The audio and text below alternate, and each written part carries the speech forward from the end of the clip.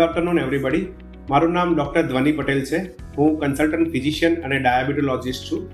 આજે આપણે માહિતી લઈશું ઇન્સ્યુલિન અને ડાયાબિટીસ રોગ વિશેની. ઘણા બધાના મગજમાં એવા પ્રશ્ન હોય છે કે ઇન્સ્યુલિન છે શું?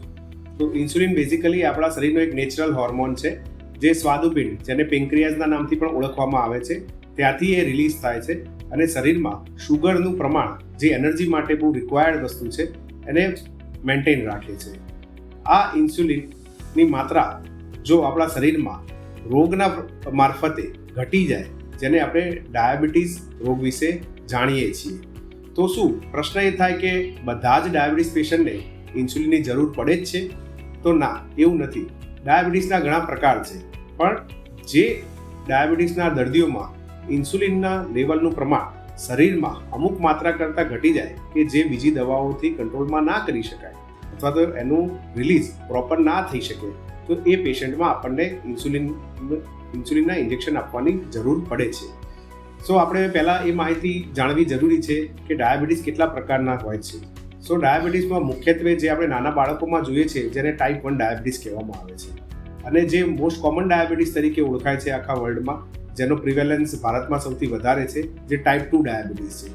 આના સિવાય પ્રેગ્નન્સી દરમિયાન થતા ડાયાબિટીસ, કે જેને GDM તરીકે ઓળખવામાં આવે છે, એના સિવાય એક અમુક ઓટો ઇમ્યુન ટાઈપના ડાયાબિટીસ પણ હોય છે. તો એક પ્રશ્ન એ થાય કે શું ખરેખર ડાયાબિટીસ ક્યોરેબલ છે? તો આપણે એ સમજવું જોઈએ કે ડાયાબિટીસ એ ક્યોરેબલ કરતાં કંટ્રોલેબલ ડિસીઝ છે, જો એના પ્રિવેન્ટિવ મેજર્સ સાચી રીતે સમજવામાં આવે અને એને પાળવામાં આવે. ટાઈપ 1 ડાયાબિટીસ જે બાળકોમાં જોવા મળે છે, એની વાત કરીએ તો એમાં ઇન્સ્યુલિનનો રોલ મુખ્ય છે, કારણ કે બાળકોના જે ડાયાબિટીસ છે એમાં ઇન્સ્યુલિનનો સ્ત્રાવ બિલકુલ શરીરમાં થતો નથી. એટલા કારણે આપણે બહારથી ઇન્જેક્શન રૂપે ઇન્સ્યુલિન આપવું પડે છે.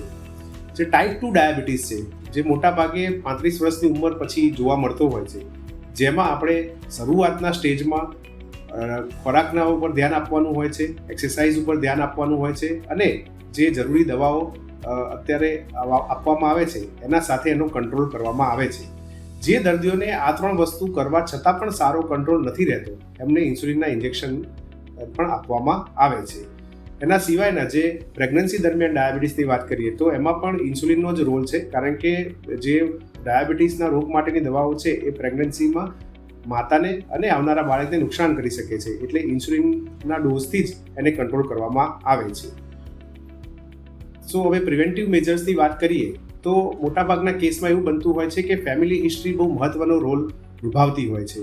તો ડાયાબિટીસ એવો રોગ છે કે જેમાં ફેમિલી હિસ્ટ્રી બહુ મહત્વની છે, કે જે ફેમિલીમાં માતા પિતા કે બીજા સિબ્લિંગ્સ, ભાઈ બહેનને ડાયાબિટીસ હોય, તો એ પેશન્ટોને, એ દર્દીઓને ડાયાબિટીસ થવાનું જોખમ 50% કરતાં પણ વધારે હોય છે. એટલા માટે જ પ્રિવેન્ટિવ મેજર્સ બહુ જરૂરી છે. પ્રિવેન્ટિવ મેજર્સમાં આપણે શું કરવું જોઈએ? તો પહેલું તો આપણી દિનચર્યા સરખી રાખવી જોઈએ.